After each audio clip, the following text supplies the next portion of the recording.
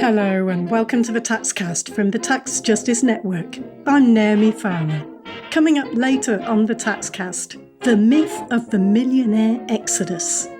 Millionaires did not and are not fleeing countries to escape taxes. The widely reported millionaire exodus was a complete fiction. But what the media reported and what governments listened to was based on questionable data published by a firm that helps the super rich buy their way out of the rules that apply to everybody else. We've analysed the claims from those in the business of helping to sell passports to wealthy people. It turns out that millionaires are extraordinarily immobile. For governments, it means don't worry. Trying to keep them by lowering their taxes even more is completely unnecessary. And things are changing for people in the business of helping to sell citizenship. Some doors are closing. Before that, in Malta, two men who supplied the car bomb that killed journalist and anti-corruption activist Daphne Caruana Galizia in 2017 have just been sentenced to life imprisonment. Corinne Vella of the Daphne Caruana Galizia Foundation was in the courtroom. It was a huge relief, but until it happened, we weren't sure it would. And it was important to us, first, that they were found guilty, but then also that they were sentenced to life in jail. These are men with a long history of criminal activity, but no criminal record. Now they have one, and it's for the worst possible crime. So it's tremendous relief, but we're not done yet, because there's at least one pending trial coming up, and the person there who allegedly commissioned a murder is actually out on bail, thanks to the lengths of time it takes to get proceedings completed. We'll follow that trial when it happens. Also, this month, the Tax Justice Network released its latest findings on the Financial Secrecy Index, which assesses countries around the world to name and shame the biggest financial secrecy offenders. We rank countries based on secrecy levels combined with their size as global players. I spoke to Mark Boumansour of the Tax Justice Network about the key results. Okay, we're seeing the top 10 biggest offenders on the Financial Secrecy Index. The United States is still at the top, Switzerland, Singapore, Hong Kong, Luxembourg, Germany, Netherlands, South Korea, Guernsey, Japan.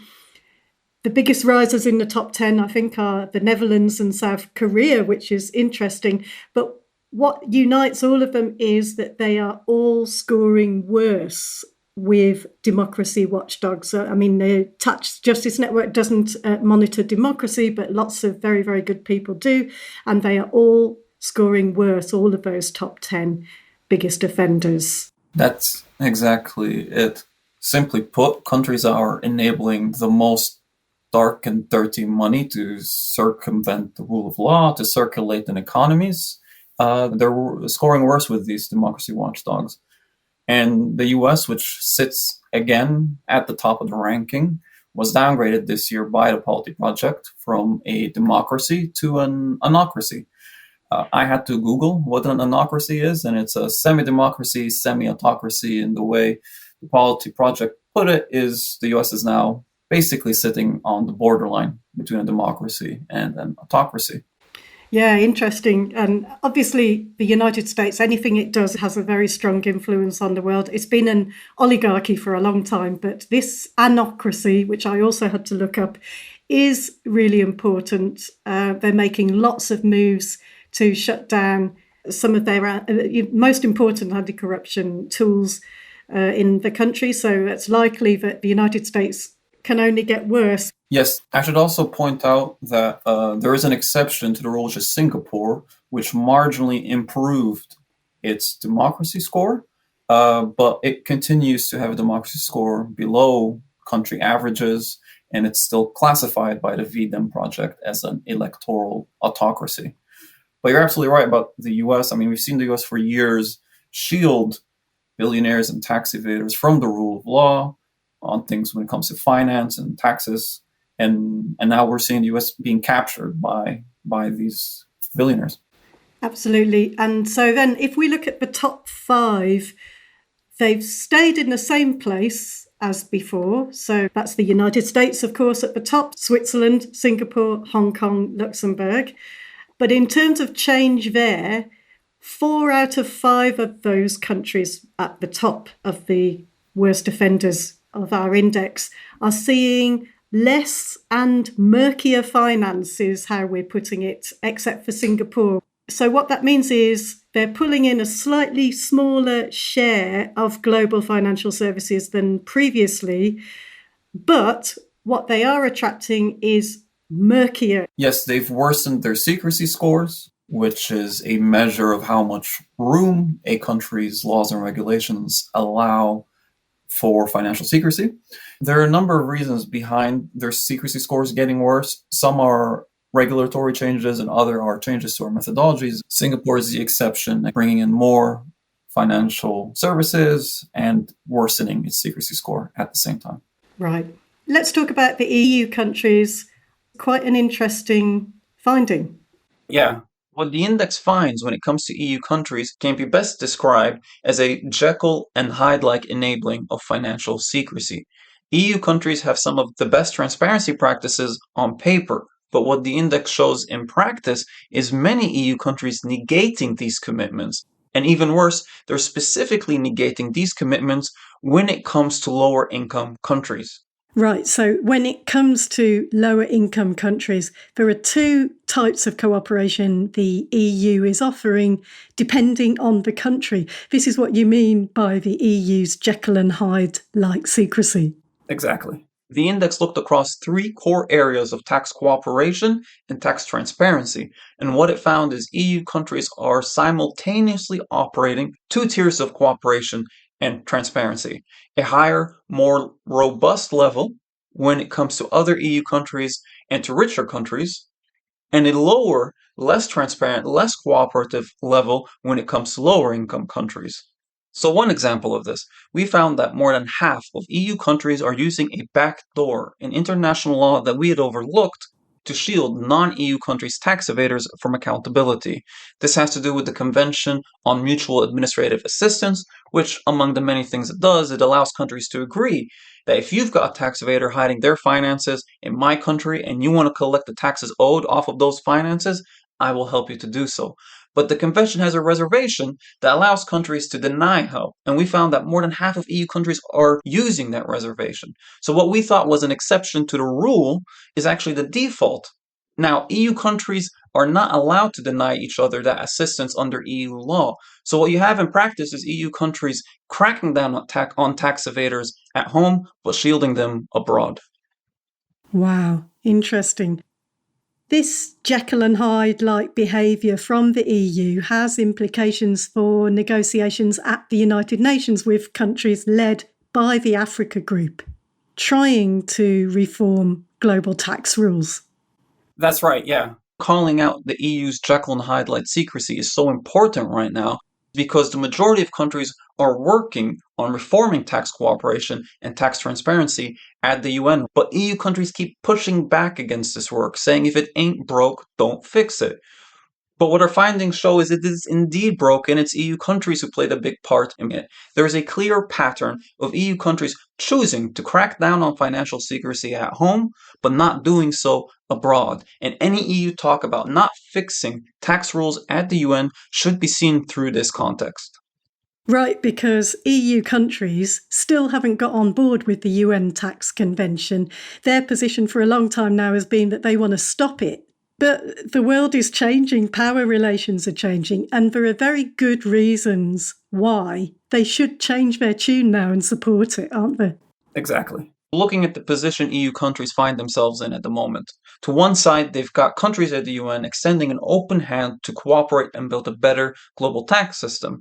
On the other side, you've got Trump threatening EU countries with economic repercussions for agreeing to proposals that the Biden administration had proposed, and Trump challenging the tax sovereignty of EU countries, saying you can't tax profit in your own borders when it's made by a US company. So really, EU countries face a very clear choice right now. It's either tax sovereignty at the UN or tax subjugation under Trump. The UN Tax Convention that is currently being developed isn't just about fair tax, It's about protecting the foundations that democracies stand on. No taxation without representation. And that's what countries at the UN are calling for right now. Thanks, Mark. That's Mark Boumansour of the Tax Justice Network, and he's staying with me for a few more minutes because we're going to talk about the false claims in the media recently, which come up time and time again, about the millionaire migration myth.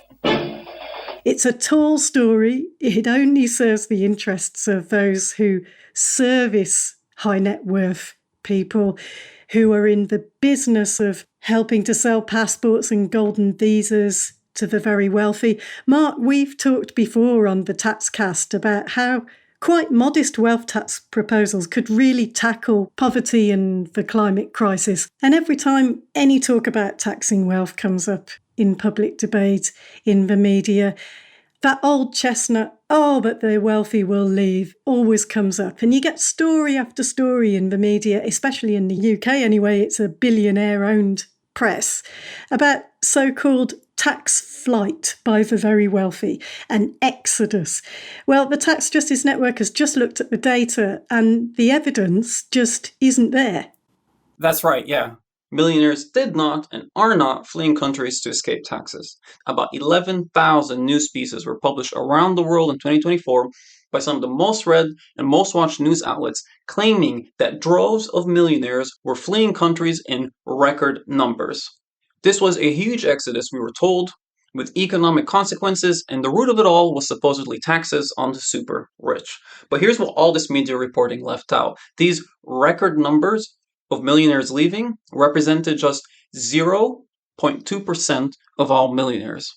In other words, almost 100% of millionaires did not move to another country, yet somehow this was spun a full 180 into an exodus.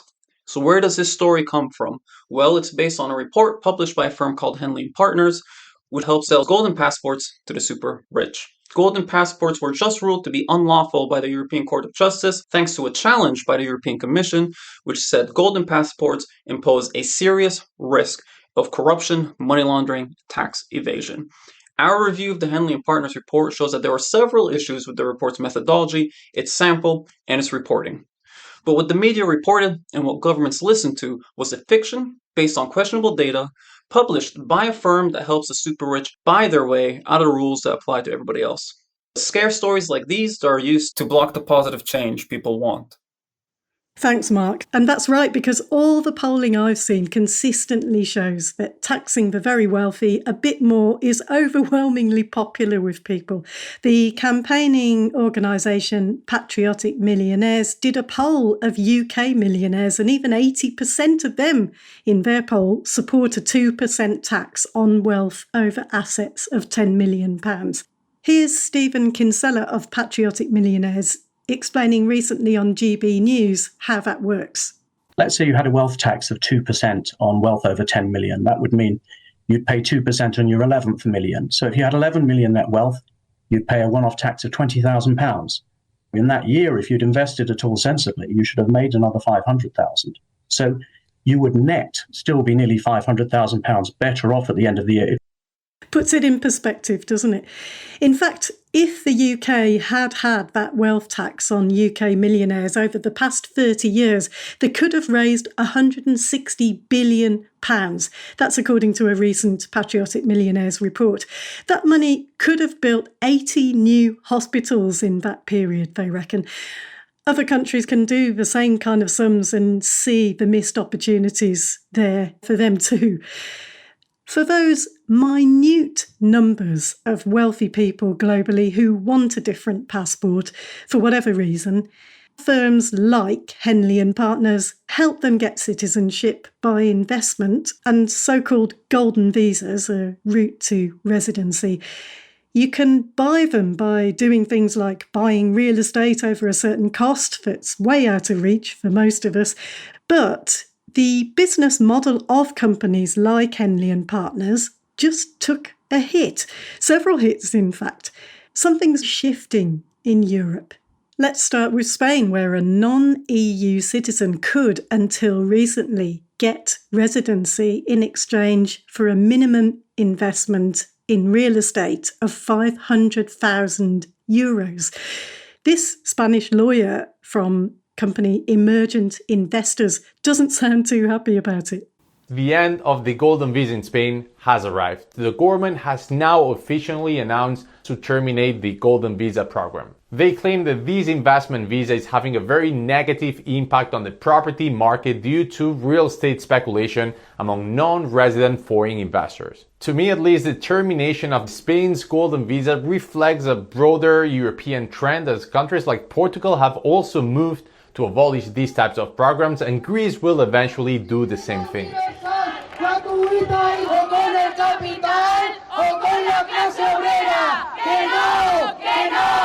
Like so many countries, Spain has big problems with affordable housing. In Spain's case, it's also linked to Airbnb-type rentals to tourists. The Golden Visa program that encouraged very wealthy people to buy up property and drive up prices even more was the last straw for many people living in Spain, where 85% of people under 30 still live with their parents because housing's so unaffordable. Many who can find a place to rent are spending 40% of their income on housing. Spain isn't the only country to abolish or reform its Golden Visa programme. The Netherlands, the UK and Ireland ended their visa programmes, offering residency to what they call investors.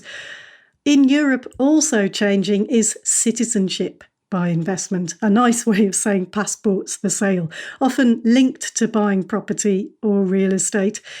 Portugal's removed its option to get citizenship through buying real estate. Cyprus stopped accepting new applications at the end of 2020, and it's now investigating citizenships it's already granted.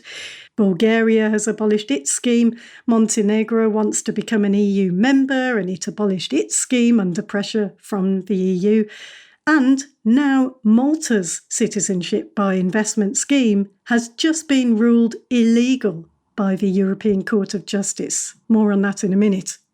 When it comes to outside the EU, there are famous ones around the world, or probably I should say infamous. Among the cheapest is Vanuatu. For as little as $130,000, they don't require your physical presence. You don't even need to visit. You can get approval in 1 month and a passport in 3 months. That gives you visa-free travel to more than 100 countries. Vanuatu is highly secretive, according to our Financial Secrecy Index. It's not a big global player, but if you look at the people its scheme has attracted, you can see why the EU recently moved to take away visa-free access for Vanuatu citizens. And I'm sorry for the many citizens there who now have to jump through visa hoops.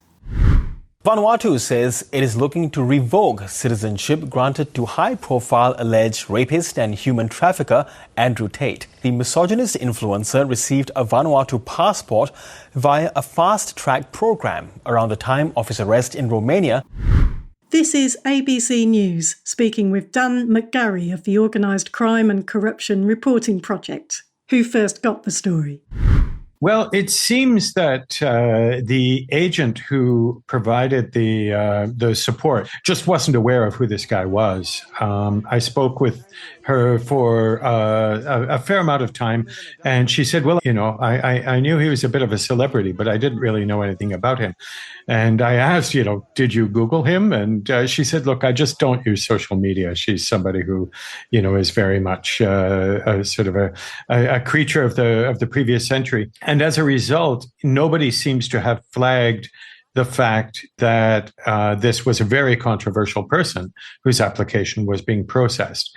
Now, the Citizenship Commission, I spoke with them about it, and the commissioner told me that once an application has been submitted, the only thing that's really going to disqualify the person is if they show up on an Interpol red notice, for example, or if they have a criminal conviction somewhere in the world. And at the time that Tate was applying for his citizenship, he didn't have a conviction. He had been raided at his home. He was under suspicion and under investigation by Romanian authorities. And as it turned out, 15 days after he got citizenship, he was arrested by the Romanians. And by the time his passport was issued in January 2023, he was actually in jail, in detention in Romania due to the charges that had been laid against him. There's a lot of money to be made in this program. You know, each agent makes about $50,000 US on each application, each successful application. And so, you know, there is an apparent tendency to, you know, do volume, basically just do, you know, a lot and not really ask a lot of questions about it. Dan McGarry speaking to ABC News. Back in Europe, as citizenship by investment schemes were being reformed and abolished by European countries, Malta was an outlier. It was the last EU member state to offer passports for sale. Now, the European Court of Justice has just ruled that its scheme is illegal under EU law. Corinne Vella of the Daphne Caruana Galizia Foundation received a leak from a whistleblower back in 2021 that showed the world how Malta's scheme was. The passport papers investigation, yes, was the first time that inside information was made public. This was actually cited in the judgment issued by the European Court of Justice. The fact that it was cited demonstrates how important it is to have good journalism all along the way, to hold power to account. What we had found during the passport papers, and of course the data that was available to us was obviously not complete. There have been other passport applicants since, and we don't know what's in the data, which we don't have access to. But what we had found is that on the face of it, it's about individual investment, but then there are all these dodgy ways of getting around the requirements, you know, making a donation, claiming to have a genuine link with Malta when you don't actually have one.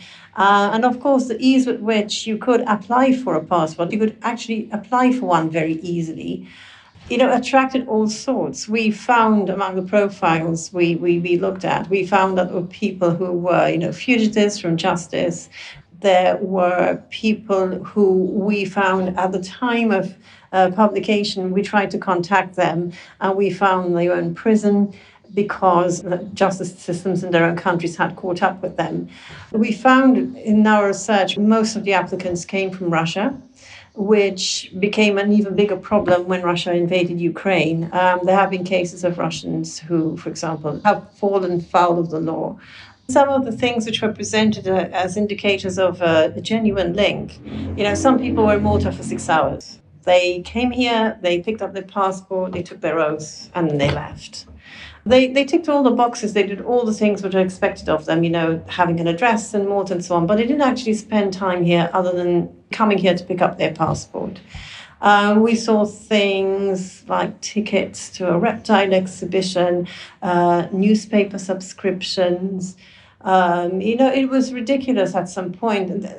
It got so bad that it became an open secret that you could just tick all those boxes, accumulate the points you needed towards your application, and then you get your passport and don't actually have to live here. You know, you would open up a bank account, you could join a gym, you could present a plane ticket, you'd rent a car, which is all supposedly indicators that you actually had a physical presence here. But it was a really weak argument because we found in our research a point scoring system awarding points for a genuine link during the application process. And the cumulative number of points you needed was 220 points. The target score was 250 points. And you could get there by spending a day in Malta, you got 15 points. You rent a flat, you got 60 points. If you opened a bank account, you got 10 points. If you subscribe to a society in Malta, you got another 10 points. But you didn't actually have to do anything. You didn't have to live in the property. You didn't have to operate that bank account. There was no follow-up. So there's a points matrix that led you to present a picture of being in Malta when actually you weren't, as long as you scored points. And of course, one of the point scorers was making a donation to a charitable institution.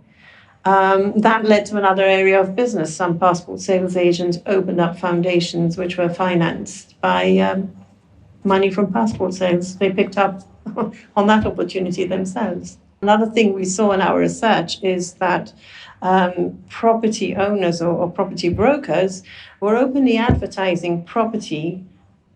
There is one advert I'm looking at right now. There was a flat in Slima, which is a very expensive area now.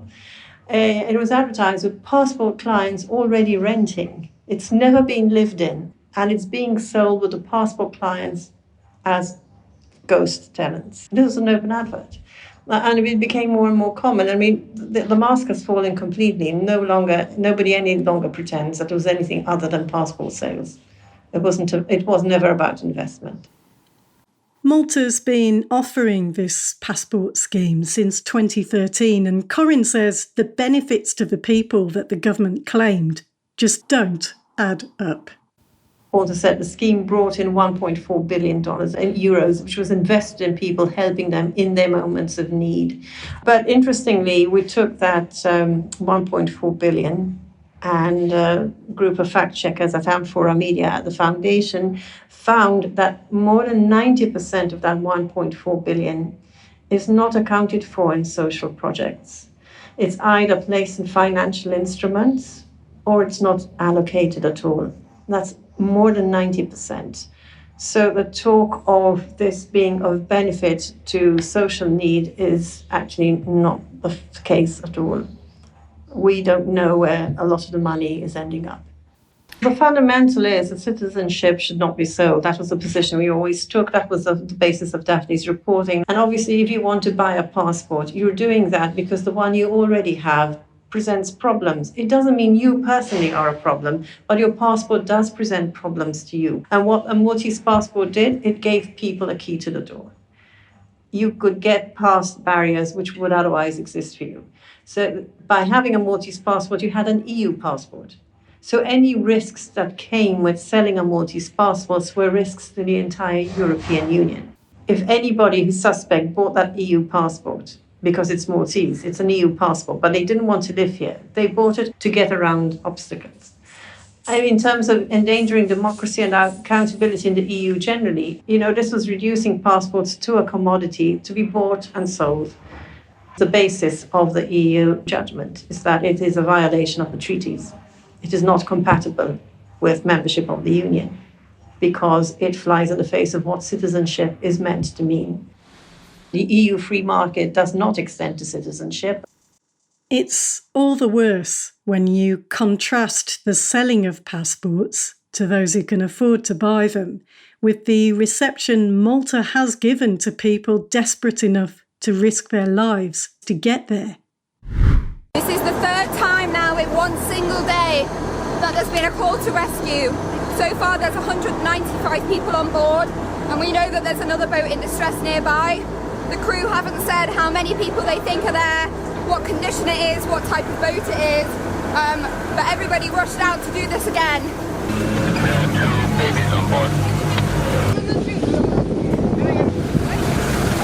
That was a very difficult rescue for the crew. When we arrived, the boat was sinking very quickly. It was enormously overcrowded and really unsafe.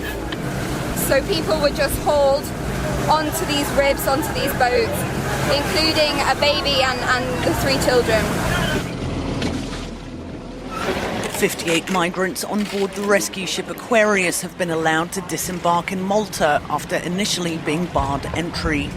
After negotiations, Maltese Prime Minister Joseph Muscat agreed to accept the migrants on condition they'll be transferred to other countries. The Aquarius, which is operated by humanitarian organisation Médecins Sans Frontières, has been at the centre of an ongoing political row about migrants attempting to reach Europe from Libya. Médecins Sans Frontières said in a tweet, "People fleeing Libya will continue to die." Back to Corinne Vella in Malta. I am uneasy about the commodification of citizenship because if we're looking to increase Malta's human capital, there are other ways of doing it. There are people trying to enter Malta on boats. They refuse permission to land, some drown, some do land here, spend years here, and then are deported. Some become part of society and continue to remain here and are productive. They might not be millionaires, but they're doing useful work. Not everybody's a good person, but that should not depend on the criterion to distinguish should not be whether or not you can pay for a passport or not. There need to be other criteria in place. I feel very uncomfortable around the idea that with one hand we're offering a passport to people who can pay for it, with another hand we're locking the door to people who are desperate and trying to escape oppression elsewhere. Yeah, absolutely. What do you think Malta is going to do now that this scheme has been found not to be legal? And what do you think Henley and Partners might do in this changing environment? I mean, the EU seems to be, I would like to believe that it is shifting away from these schemes and, discouraging them on the part of EU members. What do you think will be their next steps? Well, Henley and Partners fundamentally are a business, so they will adapt to the circumstances as businesses normally do. But ultimately, only Henley and Partners can say where and how far they will go. Malta, our government has said it will adapt the scheme. It's still not clear to me how they will adapt the scheme, because if you can't sell passports, then you can't have a passport sales scheme. And so, while Europe is shifting away from golden visas and certainly passport for sale schemes, and recognising the risks from money laundering and tax cheating, what's the United States doing in this area? Well, they're bucking the trend. President Trump has just launched a $5 million gold card. $5 million. For $5 million, this could be yours. Do you know what that card is? Gold card. It's the gold card. The Trump card, gold card. It'll be out in about less than 2 weeks, probably. Pretty exciting, right? Information, just to be clear, from this administration comes out sometimes in tweets and sometimes in different ways, and so it's a little bit difficult. But my understanding is that they started it, that there are cards. In fact, there was one suggestion from our Treasury Secretary that 1,000 visas were approved. So as far as we understand, this program is moving forward. This is Gary Kalman, Director of Transparency International US. For the US to say, well, we're going to unilaterally expand our golden visa program and give more opportunities for bad guys to hide their money here, you're making the US a safe haven, obviously has some pretty serious repercussions in terms of what we're allowing into our own finance system, but also the global financial system. The gold card appears to fast-track pretty much anyone who can pay $5 million towards residency and citizenship. Apparently, 15,000 people are on the waiting list for this card, although even Henley and Partners have expressed scepticism over those numbers. Trump claims applicants will be thoroughly vetted, but his other recent moves, rolling back anti-corruption protections, don't inspire confidence. He has suspended enforcement of the beneficial ownership law. He has mentioned not enforcing the real estate rules. He has dismantled, or the Justice Department has dismantled, the Klepto Capture Task Force and the Kleptocracy Asset Recovery Initiative. They have suspended or redefined enforcement. It's a little unclear what they mean with our foreign bribery law. They announced that they were reinterpreting the Foreign Agent Registration Act involving foreign influence in our politics. I am probably missing 3 or 4 other things, but the sort of universal attack on US's anti-corruption, transnational corruption and crime framework, the anti-money laundering laws, is quite alarming. It empowers bad actors to step up. The Trump administration has been very clearly signalling the end of rules-based economies. And it looks like this gold card, also known as a Trump card, is no exception. It's full of contradictions. Trump's committing to enacting the largest deportation operation in US history, yet he's opening the doors wide to those who can afford $5 million. People want to say, oh my God, we've never done this before. This is, totally new. It's not entirely new. There are some features to it. Upping the amount means you're targeting an even wealthier part of the world population, right? The old one, the EB-5 program, the idea was originally to provide a visa for people who made investments in the US in theory, economically struggling communities. And so it'd be a way of attracting foreign investment to help some of the hardest hit communities in the United States. It's been raised over various times. I think it's still around $1 million. It's a little over $1 million. But just as an economic engine, these have not been terribly useful, right? So they've defined economically distressed areas as certain metropolitan areas. No one's actually investing in some of the toughest communities or neighborhoods. So even as an economic engine, it hasn't been the best economic development program. In the old program, there was a process and a system, right, that could still take time. Whereas my understanding of this program is they've made it easier to move from visa to citizenship and speeded up the process. There used to be a cap of 10,000 applications a year for that, but they've lifted the cap. Now they've got this $5 million fast track process. So anyway, on the one hand, the EU's cracking down on passports for sale. Many countries are rethinking their investor golden visas. On the other hand, the United States is going in the opposite direction. And there are limits on how many people might want to pay $5 million for this gold card, no matter what the claims. None of this is good news for firms like Henley & Partners. Back to the myth of the millionaire exodus. We heard Mark earlier talking about our analysis of Henley & Partners' report last year. They've just put out another one, which we've also analysed at the Tax Justice Network. They're claiming that there's a record scale of migration by millionaires. But our analysis shows, even using their own estimates, that nearly 100% of millionaires haven't relocated to a new country since 2013, and it's in fact diminishing.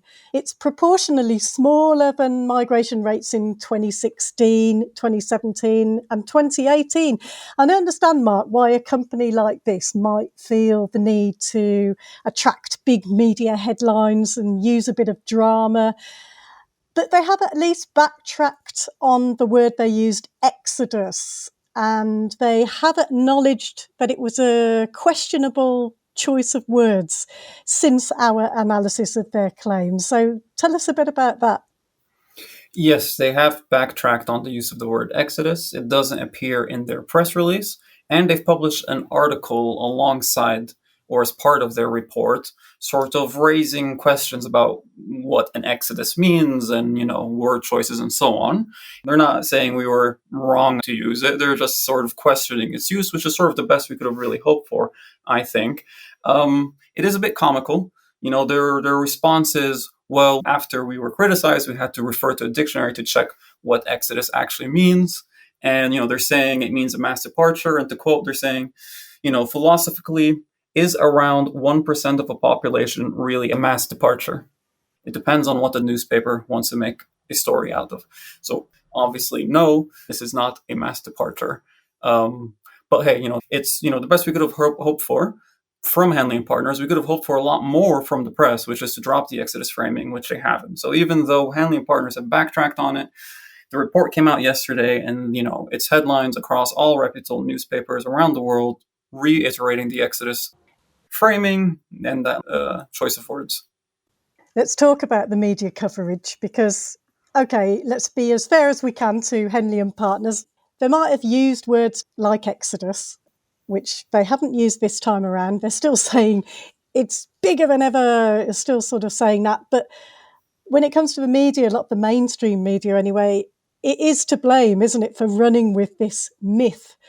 And if you look at media ownership, there is a strong likelihood already that coverage is going to report Henley & Partners claims sympathetically each year they put this report out. Most owners of the media, mainstream media anyway, own multiple media titles. They're billionaires.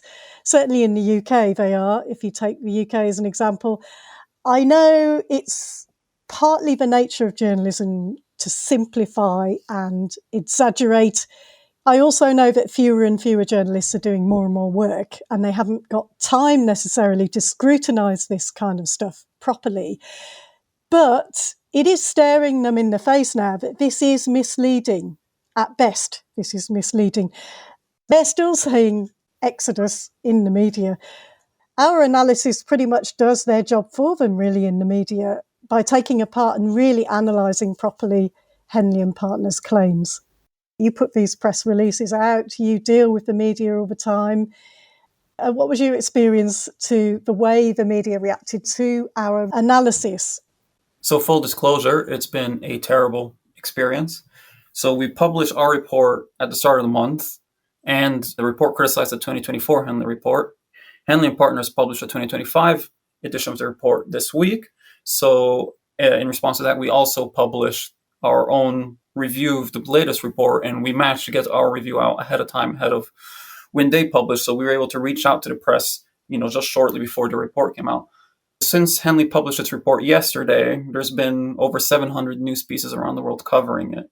And across all this coverage, there's very little pushback and very little space given to opposing views as far as we can see in it. And, when we were first looking at the Henley report, its claims were so weak and, the spin was so apparent. We were really shocked at how such a report was put out and how it was picked up. This to me is clearly a report that didn't expect to get much pushback from the press. When we publish reports, we are prepared with tons of sourcing. We make all our data public, Excel format, any format you want. We invite people to dig in and really examine it. The Henley report doesn't publish any of its data. It's all opaque. We don't know how many people they claim they actually observed migrating. We just know what they've extrapolated based off of those observations. And what we've seen yesterday with the press having access to our information, with us as well as Tax Justice UK, Patriotic Millionaires UK, knocking on doors, ringing phones, trying to reach out to as many journalists as possible and be like, hey, there are serious issues with this report. And the fact that it still got covered with very little pushback just shows how this confidence and this lack of accountability is sort of supported and fostered, right? The Henley report didn't expect to get pushback, and even when we equipped the press to push back, they chose not to. And this is how the press helps perpetuate these myths. I've spent the past month communicating with journalists, trying to get this information out there, and door after door was kind of closed in my face, and it's been quite a disappointing experience. We've managed to get a handful of outlets to cover it, but only one national paper, and even then, the mention there was just a half a sentence at the bottom of an article. But, all the major news outlets that covered the Exodus continue to cover the Exodus. All the journalists who covered it, who we spoke to, they didn't cover what we had published, and they've continued to publish the latest claims from Henley and Partners. Pretty much everybody I spoke to said, right, next time around, I'll be more critical, or, we'll be wary of these claims in the future. But then just a few days later, the new report comes out, and it's the same outlet, sometimes the same journalists, reiterating these claims. So it's been really difficult to watch, and yeah, quite a disappointment. It is really frustrating, isn't it? When you've got evidence and then you keep seeing the same media headlines and misreporting. And I know when it comes to changing minds, if you look back at when I first started doing the Taxcast in January 2012, which is a long time ago, we did have to spend back then a lot of time explaining tax justice and what that is and could be. But I do feel like now that has entered the public consciousness to such an extent, and tax is such a big issue now where politicians really can be held to account and they're nervous on it. What are your thoughts on the nature of educating around this millionaire migration myth and changing minds? How I would describe it is you've kind of got this Jenga tower, only it's more like a pyramid, like an inverted pyramid with one block at the very bottom, and it kind of expands and widens out as you go upwards. And the very first block at the very bottom is the Henley and Partner report. And on this block, this whole sort of myth and narrative of a millionaire exodus has been built. And then on top of that, layers have been added about sort of give tax breaks to non-doms and then let's shun wealth taxes and all these kind of things. Our hope was, you take down that report on which everything is built on, you remove that from the picture, and then the whole tower comes tumbling down. And that's what we've done. We've showed that you cannot reasonably rely on this report. It's got so many issues, and we're not the only ones who kind of call out issues with this report. So we've removed that block, but the Jenga tower has somehow stayed intact, and it's now just kind of hovering in the air. It's just taken a life of its own now. So we have to take it step by step, like the Tax Justice Network has done with previous myths, and eventually over time, through more research, through reaching out to more people, raising more awareness among the press, and so on, we will see change. And one positive sign has been the response from the public, and especially on social media. We put the information out there and we try to push as far as we can, but we've seen so many people on social media take this, take our analysis and push it really far. And, they're challenging policymakers, they're challenging these voices out there perpetuating the myth. And it may have not been the sort of quick response we may have hoped for, but this myth's days are numbered, that's for sure. You can read our analysis of these bogus millionaire exodus claims and lots more, all in the show notes. Thank you for listening to the Taxcast. We'll be back with you next month. Bye for now.